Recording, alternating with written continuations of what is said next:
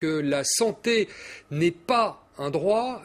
On a vu qu'il y avait un petit peu de provocation derrière tout ça. Et puis Caroline Fourest, qui est chroniqueuse au Monde et essayiste et qui nous rejoint ici tous les mercredis pour ausculter donc la société française à travers ses différents modèles.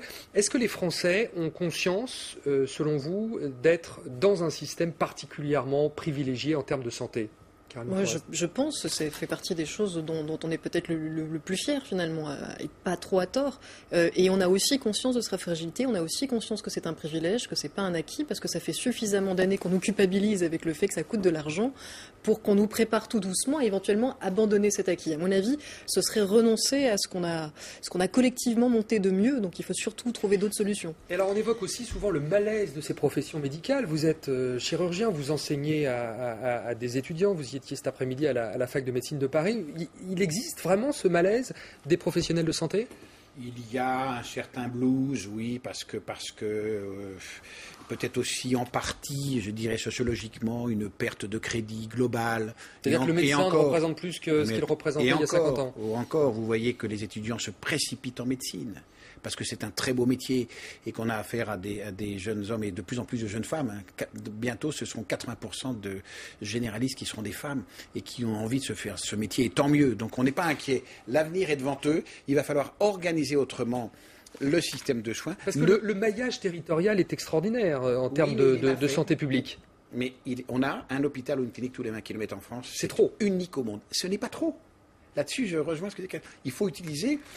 C'est trop, mais il faut segmenter différemment. Mais oui, gardons les bâtiments. Il n'y a rien à redire contre ça, Caroline Fourest. Non, mais encore une fois, il n'y a rien à dire sur le principe. C'était appliqué par des personnels soignants qui avaient le nez sur le terrain et la vocation de soigner. On aurait confiance. Le problème, c'est qu'on sait bien qu'une fois qu'on met la main dans une lecture comme ça, de très très haut, avec des gens qui sont des spécialistes de l'économie d'échelle, eh bien, ils font des grands traits, des grandes économies d'échelle, et parfois, ça donne sur le terrain l'abandon de soins de proximité.